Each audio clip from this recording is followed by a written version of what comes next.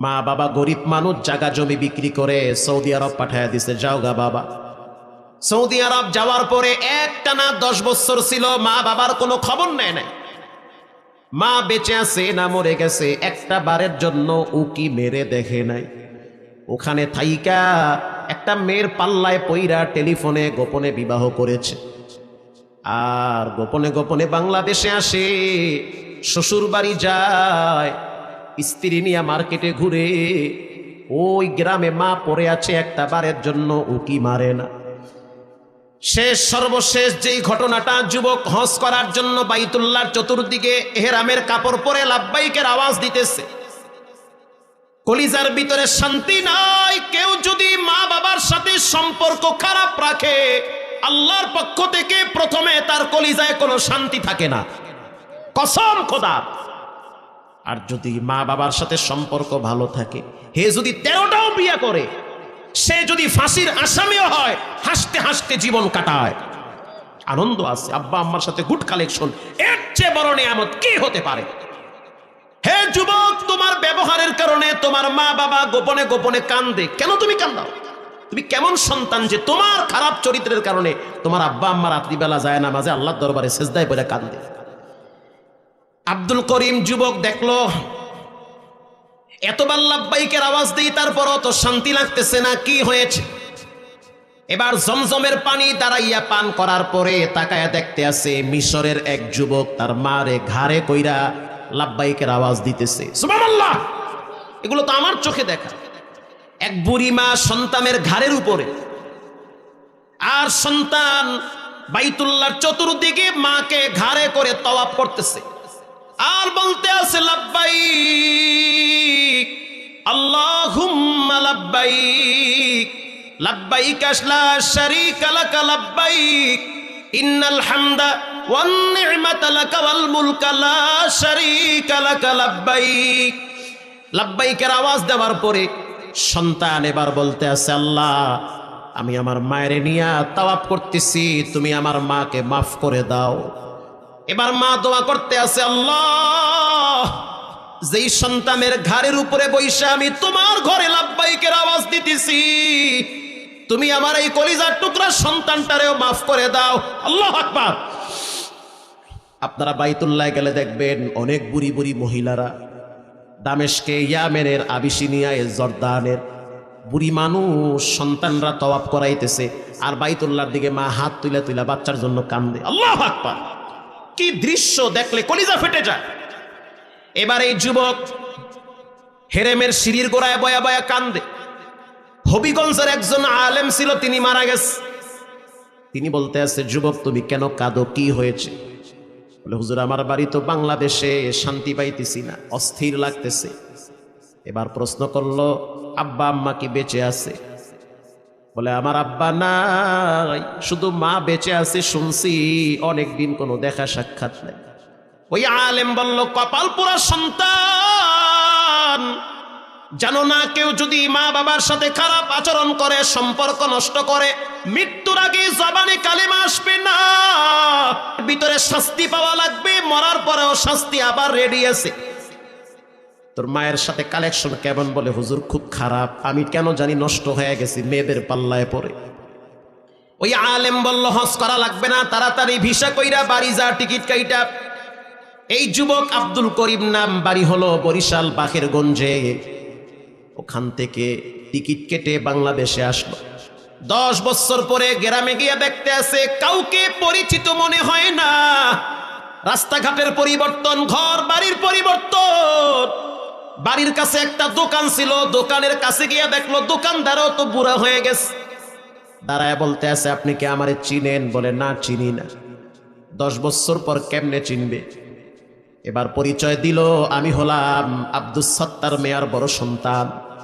দোকানদার তাকাইয়াস, বলো কি তুমি? বলে, হ্যাঁ আমি হলাম আব্দুস সত্তার সাহেবের বড় সন্তান। তোমার বাপ না জমি বিক্রি করে তোমার সৌদি আরব পাঠাইছে? বলে, হ্যাঁ। তোমার আব্বা তো শেষ বয়সে স্ট্রোক করে প্যারালাইজ হয়ে বিছানায় পড়েছিল প্রায় 5 থেকে 6 বছর, কামাই করতে পারে না। এলাকার মানুষ সাহায্য সহযোগিতা কইরা কোনো মতে রাত দিন পার করাইতো। এই গত কয়েক বছর আগে তোমার বাবা তো মারা গেছে, ওই তাকায় দেখো তোমার আব্বার গোরস্থান। সন্তানের বিবেক বুদ্ধি জাগ্রত হয়েছে, আমি কি করলাম, আমার জিন্দেগির গোড়া আমি কেন কাইটা দিছি। এবার বলতে আছে, ও মুরব্বী আমার মা কেমন আছে একটু বলেন। সন্তান, তোমার মা তো শেষ বয়সে অন্ধ হয়ে গেছে, তোমার জন্য কানতে কানতে এই রাস্তা দিয়া রাত্রিবেলা হাঁটতো আর তোমার কথা বলতো। আমার দোকানের সামনে আইসা বলতো, দোকানদার আমার সন্তানটারে একটু টেলিফোন করে, আমি আমার সন্তানটার কথা শুধু শুনতে চাই। এত কষ্ট করে যেই সন্তানটারে আমি লালন পালন কইরা বড় বানাইছি, নিজে মুরগির ডিম খাই নাই, মুরগির ডিম বিক্রি করে টাকা জমা করছি, গরুর দুধ বিক্রি কইরা টাকা জমা কইরা রাখছি আমার সন্তানের জন্য। গরু ছিল 2-3টা, তাও ওর বাবাই বিক্রি কইরা টাকাগুলা জমা কইরা বাড়ির ভিতরের জায়গা বিক্রি কইরা সৌদি আরব পাঠাইছে, সৌদি আরব পাঠাইছি। একটু টেলিফোনে বলেন আমার সন্তানটার খবর কেমন আছে। আমি তোমার মাকে বলছি, তোমার সন্তানের সাথে আমার দেখাও হয় না, কথাও হয় না, নাম্বারও নাই, ওই দেশে কোনো যোগাযোগ হয় না। তোমার মায়েরে মাঝে মাঝে দেখতাম মসজিদের পিছনে দাঁড়াইয়া দাঁড়াইয়া মসজিদের পিলার ধইরা চোখের পানি চাইরা কামতো আর বলতো, আল্লাহ এই না তোমার ঘর, তুমি আমার সন্তানটাকে আমার দিকে ফিরাইয়া দাও। অনেক কান্নাকাটি তোমার মা করেছে, এখন তোমার মায়ের কি অবস্থা গিয়া দেখো, অন্ধ হয়ে ঘরে পড়ে আছে। প্রিয় ভাইরা আমার, গতকালকে দেখলাম এক মা কোর্টে গেছে, ছেলে মেয়েদের বিরুদ্ধে মামলা দিছে। কেন? কয় ছেলে মেয়েরা আমারে মারে, পুলিশ ওদেরকে ছাইরেন না, ওরা যদি জামিন পায় তো আমাকে আবার মারবে। এটা কেমন সন্তান, যেই মায়ের পেটে থাইকা এত কষ্ট দিয়া দুনিয়াতে আসলো, মা রাত জেগে জেগে খাবার খাওয়াইলো, বাতাস করলো, মায়ের জীবনের কথা ভাবে নাই, বাচ্চার কথা চিন্তা কইরা মা ঠান্ডা পানি দিয়া গোসলও করে না, কারণ বাচ্চা ঠান্ডা খাবে। আজকে সেই মায়ের শরীরে আঘাত করে সন্তান, এর চেয়ে দুঃখের বিষয় কি হতে পারে। এবারে আব্দুল করিম যুবক বাখেরগঞ্জে বাড়ি, হাঁটতে হাঁটতে হাঁটতে হাঁটতে বাড়িতে চলে গেছে। ঘর বাড়ি জীর্ণ শীর্ণ ভাঙ্গা তালপাতার ঘর, ঘরের দরওয়াজার সামনে গিয়া দেখলো তালপাতা দিয়া বেড়া দেওয়া দরওয়াজা, পিছনে দাঁড়ায় ডাক দিয়েছে, ও মা। এক ডাক দেওয়ার সাথে সাথে মা পাগলের মতো ঘর থেকে হাঁটাইতে হাঁটাইতে বাহিরে বের হয়ে গেছে, আর বলতে আছে, তুই কি আমার আব্দুল করিম? বলে, হা মা। আয় ঘরের ভিতরে আয়, 10টা বছর তোরে আমি দেখি না, তোর জন্য কানতে কানতে আমি অন্ধ হয়ে গেছি, চোখের পাওয়ার কমে গিয়েছে, চিকিৎসা করতে পারি নাই, কারণ টাকা নাই।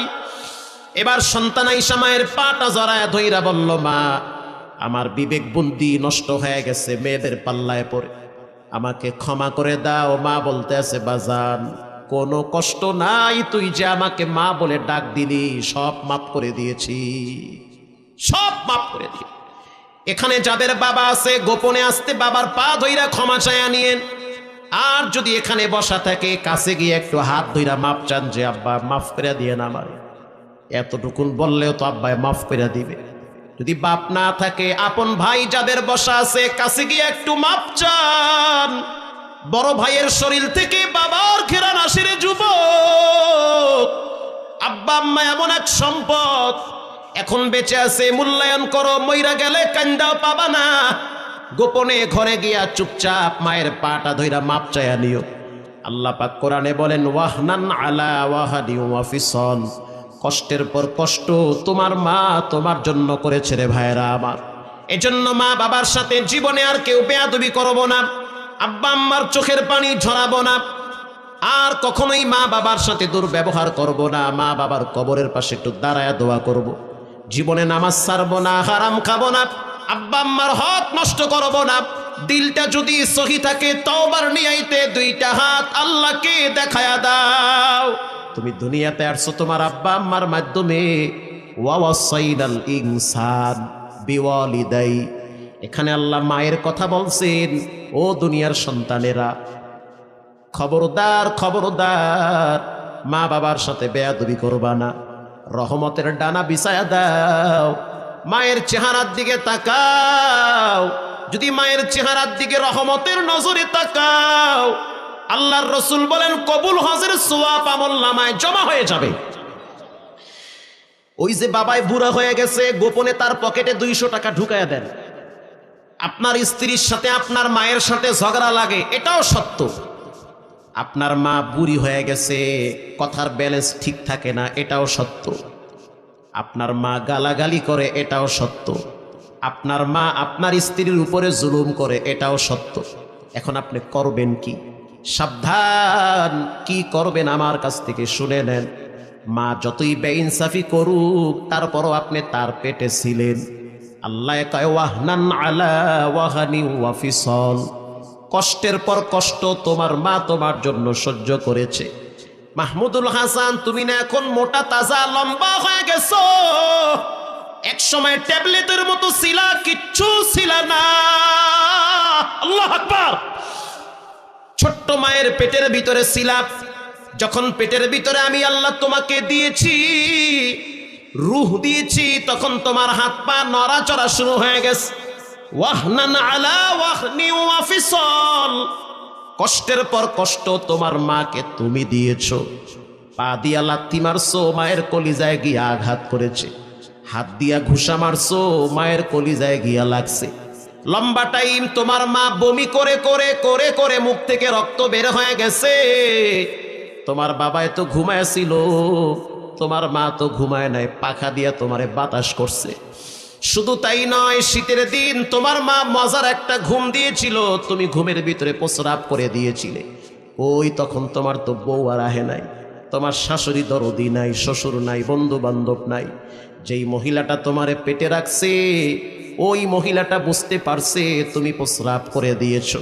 এবার মা তোমার প্রস্রাবের খেতার ভিতরে নিজের পিঠটা লাগায় দিছে, তোমাকে বুকের উপরে শোয়াইয়া গরম কাপড় দিয়া ঢাকনা দিয়া রাখছি। খবরদার নেমুখ হারাম গাদ্দার, ওই মায়ের সাথে বেয়াদবি করবি না, বেয়াদবি করবি না। মা যদি পতিতালয়ের বেশ্যাও হয়, তারপরও মায়ের সাথে দুর্ব্যবহার করা নিষেধ করে দিয়েছেন কে? আব্বা যদি সমাজের ভিতরে সবচেয়ে নিকৃষ্ট মানুষ হয়, তারপরও তোমার বাপ। পৃথিবীর সময় যদি বলে তোমার আব্বা খারাপ, তুমি বলবা তোমার আব্বা ভালো। তোমার আব্বা যদি অপরাধ করে, বিচার করবেন আল্লাহ, খবরদার তুমি বিচার করতে যাইও না। তোমার মা বাবা বুড়া বুড়ি হয়ে গেছে, গোপনে তাদের কাছে মাপ চাও, ক্ষমা চাও। রিদার রব্বি ফিল ওয়ালিদ, মা বাবা যদি ফিরদাল ওয়ালিদ, মা বাবা যদি খুশি হয়, আল্লাহ খুশি। মা বাবা যদি বেজার হয়, তো আল্লাহ বেজার। এই যুবক, যারা সম্পদওয়ালা হতে চাও, আমার কাছ থেকে কথা শোনো। যারা সম্মান পেতে চাও, আমার কাছ থেকে শুনো। বউ চলে গেলে বউ পাওয়া যায়। একবার মা যদি 5 কাপড়ের প্যাকেট হয়, জীবনে আর কোনোদিন তাকে আর সামনে আনতে পারবে না। শ্বশুর শাশুড়ি চলে গেলে পাওয়া যায়, কিন্তু আব্বা আম্মা চলে গেলে আর পাওয়া যায় না। গত পরশুদিন আমি কুমিল্লায় বয়ান করছি, বয়ান শেষ হওয়ার পরে গাড়িতে বসছি, আল্লাহর কসম হাতে আমার কোরআন। গ্লাসের সামনে এক বুড়া মানুষ দাঁড়ায় দাঁড়ায় কাঁদতেছে। কেন কাঁদেন? বলে আমার সন্তানটার জন্য একটু দোয়া চাই।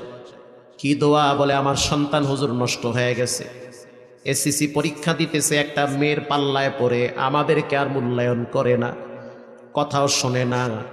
যেই মেয়ের পাল্লায় পড়ছে সেই মেয়েটা বেশি ভালো না। এরকম ঝামেলা ঘরে ঘরে আছে না নাই?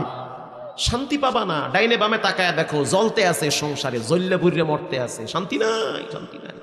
আব্বা আম্মার সাথে গুড কালেকশন রাখো, ন্যাংরা কালা বউ যদি আইনা দেয়, ওটার ভিতরে আল্লাহ শান্তি রাখছে। কথা ঠিক না? ঠিক, ওটার ভিতরে শান্তি আছে। প্রিয় ভাইরা আমার, মায়ের সাথে সম্পর্ক ভালো রাখলে কি হয়? এবার ছোট্ট একটা ঘটনা শুনেন, কষ্ট হবে। আল্লাহর হাবিব সাহাবায়ে কেরামদেরকে নিয়ে বয়ান করতেছে। ইন দি মিন টাইমে হযরত আবু বকর সামনে আসছে, একটু পরে হযরত আলীও সামনে আসছে। আল্লাহর রাসূল হযরত আবু বকর, আলী, হযরত ওমর, হযরত আলী দুইজনকে আড়ালে নিয়ে গেছে। নেওয়ার পরে বলতে আছে, ও ওমর, ও আলী, শুনে নাও, আমার ইন্তেকালের পরে তোমাদের সাথে একজন ব্যক্তির দেখা হবে, তার নাম হলো ওয়াইসুল করনি। ওয়াইস করনি, তার বাড়ি হলো ইয়ামেনে, তার বাড়ি হলো ইয়ামেনে করায়ান নামক এলাকায়। আমার দুনিয়ার থেকে বিদায় হওয়ার পর সে কিন্তু এখানে আসবে, আর যদি তার সাথে তোমাদের দেখা হয় তাহলে তোমাদের জন্য দোয়া চাবে। আল্লাহু আকবার, তোমাদের জন্য দোয়া চাবে। আলী, তোমার জন্য দোয়া চাও। রাসূলুল্লাহ শিখায়া দিতেছে, ওমর, তোমার জন্য দোয়া চাবে, আমার উম্মতের জন্য মাগফিরাত কামনা করতে বলবে। সুবহানাল্লাহ। ওয়ুনুল হিকায়াতে এসেছে। প্রিয় ভাইরা আমার, আল্লাহর হাবিব দুনিয়ার থেকে বিদায় হওয়ার পর হযরত ওমর অপেক্ষায় আছে, দেখি ইয়ামেন থেকে কোন গ্রুপ মক্কায় আসে, মদিনায় আসে। দীর্ঘদিন খোঁজাখুঁজির পর যখন পাচ্ছে না, হযরত ওমর যেই বছর দুনিয়ার থেকে বিদায় হয়ে যাবে ওই বছর তিনি হজের সফরে গিয়েছে, সাথে হযরত আলী। হজের সফরে যাওয়ার পরে দুইজনে মিলে খুঁজতেছে কোথায় ওয়াইসুল করনিরে পাওয়া যায়, এই লোকটাকে, তার চেহারাটা একটু দেখা লাগবে, এত দাম, সে সম্মান কোথা থেকে পাইল। খুঁজতে খুঁজতে কোথাও পাইতেছে না। এবার চলে গেল ইয়ামেনের কাফেলায়, সেই তাঁবুর ভিতরে গেছে। যাওয়ার পরে বলতে আছে, তোমরা কি ইয়ামেনের বাসিন্দা? সবাই সমস্বরে বলল যে আমরা ইয়ামেনের বাসিন্দা। কেন আসছো? বলে হজের সফরে আসছি। আচ্ছা, যারা যারা ইয়ামেনের অরিজিনাল বাসিন্দা তারা একটু দাঁড়াও। এবার সবাই দাঁড়ায় গেছে। হযরত ওমর বলল, এবার বসো। সবাই বসে বলল। এবার হযরত ওমর বলতে আছে, করায়ান নামক এলাকায় কার বাড়ি? ৩-৪ জন দাঁড়ায় গেছে। তোমাদের বাড়ি কি করায়ান নামক এলাকায়? বলে হ্যাঁ। এবার তাহলে বলো, ওয়াইসুল করনি, ওয়াইস কার নাম? তোমাদের মাঝখানে ওয়াইস নামের কেউ আছে অথবা ওয়াইস? প্রিয় ভাইরা আমার, একজনে বলতে আছে আমার চাচতো ভাই হয়। কই সে? বলে সে তো উটের রাখালগিরি করে, কিন্তু সে একটু পাগল টাইপের মানুষ। হযরত ওমর ধমক দিয়া বলতে আছে, সে পাগল না, তোমরাই পাগল, সে পাগল না। হযরত ওমর রাদিয়াল্লাহু তাআলা আনহু এবার হযরত আলীকে নিয়ে চলে গেলেন খোঁজার জন্য। কিছু দূর যাওয়ার পর দেখতে আসি একজন লোক জীর্ণ শীর্ণ পোশাক, মরুভূমির ভিতরে দাঁড়ায় আছে নামাজে, আর তার পাশে কিছু উট খাবার খাইতেছে। হযরত ওমর দীর্ঘক্ষণ তাকায় রয়েছে, তার নামাজের দৃশ্য দেখতেছে। নামাজ শেষ হওয়ার পর হযরত ওমর কাছে আসলো, সালাম দিল। হযরত ওমর প্রশ্ন করলো, তোমার নাম কি? এবার সে বলতে আছে, আমি হলাম আল্লাহর বান্দা। হযরত ওমর বলতে আছে, সবাই তো আল্লাহর বান্দা, বুঝলাম, তোমার মা তোমার নাম কি রাখছে সেটা বলো। এবার সে বলতে আছে, আপনারা কারা? কেন আমার সাথে এমন করতেছেন? আমি তো চুপচাপ থাকার মানুষ। আল্লাহু আকবার, আমি তো চুপচাপ থাকার মানুষ, কেন এমন করতেছে? হযরত ওমর রাদিয়াল্লাহু তাআলা আনহু রাগী মানুষ, বেশি রাগ দেখায় নাই। আবার বলল যে তুমি সত্য করে বলো, তোমার মায়ের তোমার নাম কি রাখছে? এবার সে বলতে আছে, আমার মা আমার নাম যেটাই রাখুক, কেন আপনারা আমাকে ডিস্টার্ব করতেছে? আমি তো চুপচাপ থাকার মানুষ। হযরত আলী বলতে আছে, ও মিয়া, তুমি কি জানো তোমাকে কে প্রশ্ন করতে আসি? ইনি হলেন নবীর সাহাবী হযরত ওমর। আল্লাহু আকবার। বলার সাথে সাথে ওয়াইসুল করনির হাতে পায়ে কাঁপুনি শুরু হয়ে গেছে। বিনয়ের সহিত বলল, হুজুর, আমার নাম হলো ওয়াইস। তোমার বাড়ি কি করায়ানে? বলে হ্যাঁ। তাহলে একটা কাজ করো, তুমি একটু হাঁটো। এবার সে হাঁটতেছে। আলী তাকায়া দেখ, নবী যেমনে বলছে তো দেখি হেমনি হাঁটতে আছে। আল্লাহু আকবার, মিলতেছে। প্রিয় ভাইরা আমার, হযরত ওমর বলতে আছে, তোমার পিছনটা দেখতে চাই। আল্লাহর রাসূল বলেছেন, ওয়াইসুল করনির পিঠের ভিতরে একটা সাদা চিহ্ন থাকবে, সিনার এখানে। হযরত ওমর যখন বলল পিঠের কাপড়টা সরা একটু দেখি, হযরত আলী রাদিয়াল্লাহু তাআলা আনহু জ্ঞানী মানুষ, বিচক্ষণ মানুষ, তাকাইয়া বলতে আছে, ওমর, এই তো সেই লোক, এই পিঠের ভিতরে সাদা একটা চিহ্ন আছে। হযরত ওমর এবার ওয়াইসুল করনীরে বুকের সাথে জড়াইয়া কপালে একটা চুমা দিয়া বলতে আছে, নবীর কথার সাথে তো তুমি মিলে গিয়েছো। কি এমন আমল করো যে আমলের কারণে আল্লাহর নবী সমস্ত উম্মতদের জন্য তোমার কাছে দোয়া চাওয়ার জন্য বলেছে? মারহাবা। ওয়াইসুল করনী চোখের পানি ছেড়ে দিয়ে বলতে আছে, আমার মতো গুনাহগার পাপী কেউ নাই। নিজেকে পাপী বলে পরিচয় দেয় আল্লাহওয়ালা নেককার মানুষ যারা, তারা সব সময় নিজেকে ছোট ভাবে। ওয়াইসুল করনী নবীর সাথে দেখা করার জন্য অনেকবার চেষ্টা করেছে, কিন্তু পারে নাই। আল্লামা জালালউদ্দিন সৈয়দী বলে, ওয়াইসুল করনীর সাথে নবীর সাথে স্বপ্নে সাক্ষাৎ হয়েছে কয়েকবার। ওগো আল্লাহর রাসূল, আমার মনে চায় আপনার চেহারাটা একটু দেখার জন্য, কিন্তু আমি কেমনে আসি? আমার ঘরে তো অসুস্থ মা, আমি আমার মায়ের চেহারার দিকে তাকাইলে স্থির থাকতে পারি না, আমার মা তো অসুস্থ। আমি যদি আপনার সাক্ষাতে আসি তো আমার মায়ের সেবা করার মতো কেউ নাই। আমি আমার মায়ের নিজের হাতে খাবার খাওয়াই, কারণ ছোট্টবেলায় তো আমার মা আমার মুখে খাবার তুলে দিয়েছে। আমি আমার মায়ের নিজের হাতে গোসল করাই। বুড়ি মানুষ বিছানায় পড়ে গেছে, পায়খানা প্রস্রাব করে দিলে আমার স্ত্রী তো পরিষ্কার করবে না, কারণ পেটে তো আমি ছিলাম। নিজের হাতে পরিষ্কার করি, কেউ নাই, আমার মা আর আমি দুইজনই ছিলাম। এখন যদি আপনি নবীর সাথে সাক্ষাতের জন্য আসি, তাহলে আমার মা ঘরে কষ্ট পাবি। আল্লাহর রাসূল বলতে আছে, ওয়াইসুল করনী আসতে হবে না, মায়ের খেদমত কর, রব্বুল আলামিন মর্যাদা বাড়ায়া দিবে। মায়ের খেদমত করো, আসতে হবে না, আমার জিয়ারতের দরকার নাই, মায়ের কদমে পড়ে থাকো। আল্লাহু আকবার। আসতে হবে না, মায়ের কদমে থাক, কপাল খুলে দিবে আল্লাহ। দেখ খালি মায়ে মরতে দেরি কেমনে আল্লাহ কপাল খুলে। হযরত ওমর বলতে আছে, ওয়াইসুল করনী তুমি একটু আমার জন্য আল্লাহর কাছে দোয়া করো, আলীর জন্য একটু দোয়া কইরো। আল্লাহর রাসূল বলেন, কিয়ামতের ময়দানে ওয়াইসুল করনীর উসিলায়, তার সুপারিশে লক্ষ লক্ষ নয় অগণিত মানুষকে আল্লাহ জাহান্নাম থেকে জান্নাতে পাঠায়া দিবে। শুধু একটা পুঁজি, মায়ের সাথে কালেকশন। সুবহানাল্লাহ, এক পুঁজি, মায়ের সাথে একটা গুড সম্পর্ক। আমি তো আমার বাচ্চা মেয়েটার হাতে 500 টাকার নোট দিয়ে দেই। বাচ্চা মেয়েটাকে বলি, খবরদার তোমার মা যেন না দেখে, কারণ তোমার মা তো আমার মায়ের রক্তের কেউ না। কথা কন না কা? তোমার মা তো আমার মায়ের রক্তের কেউ না। অতএব কিছু টাকা পয়সা দিলে মহিলা মানুষ একটু জ্বালা যন্ত্রণা হতেই পারে। বাচ্চা মেয়েটাকে বলি, আম্মু তুমি 500 টাকা তোমার দাদিরে দাও। তো বাচ্চা মেয়েটা দাদির হাতে গিয়া কয়, লও টাকা। কে দিয়েছে? আব্বু দিয়েছে তোমাকে দেওয়ার জন্য। তখন আমার মাকে দেখি বাচ্চাটারে জড়ায় ধইরা কপালে চুমা দিয়া বল, তোর মায়ে কি জানে? কয় না, জানে না। কথা কয় না, কওয়ার দরকার নাই, আব্বু না বলছে। তখন আমার মার চোখের দিকে তাকায় দেখি জানলার ফাঁক দিয়া মায়ের চোখের পানি বায়া বায়া পড়তেছে। বুঝতে আর বাকি নাই, দোয়া কবুল হয়ে গেছি।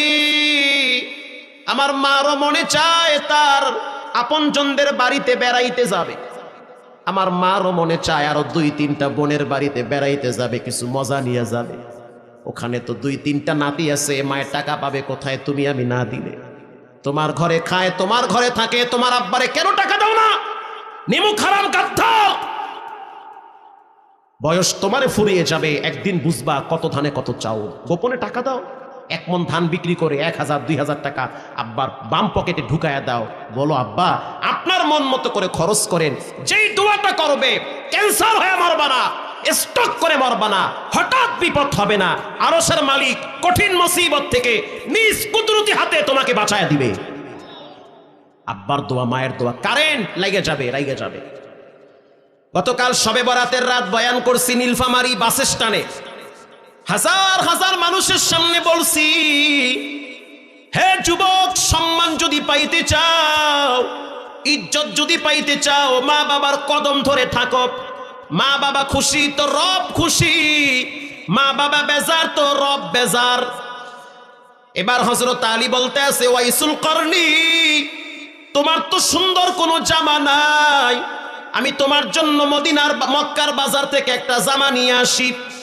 ওয়াইসুল কারনী বলতে আছে, এই দুনিয়ার মুসাফিরের নতুন কোনো জামার প্রয়োজন নাই, তোমার জন্য কিছু খাবার নিয়ে আসি। তুমি না নবীর কলিজার টুকরা, তোমার চেহারার দিকে তাকাইলে মনে হয় তুমি জান্নাতি মানুষ, কিছু খাবার নিয়ে আসি। ওয়াইসুল কারনী বলতে আছে, ব্যাগের ভিতরে খেজুর আছে, পানি আছে, শুকনা খাবার আছে, লাগবে না। এবার হযরত ওমর বলতে আছে, আমারে কিছু বয়ান করেন, কিছু উপদেশ দেন, কারণ আমিও তো কবর পথের যাত্রী, জানি না কোন দোকানে কাপনের কাপন চলে আসছে, জানি না কোন মসজিদের পালকি রেডি হয়ে গেছে, কিছু বয়ান করেন আমারে। এবার ওয়াইসুল কারনী বয়ান করলো শুধু একটা, দুইটা। বলেন কয়টা? এক নম্বরে, ওমর শুনে নাও, দুনিয়ার বোঝাটাকে হালকা করে দাও। দুনিয়ার বোঝা, টাকা পয়সা, দল ক্ষমতা, নেতা নেত্রী, এই সেই, এই ঝামেলার থেকে নিজেকে একটু সেফ রাখো, কারণ তোমার আসল বাড়ি হলো আল্লাহর জান্নাতে। এই দুনিয়ার মায়ের পেছে পইরা আখেরাত নষ্ট করা যাবে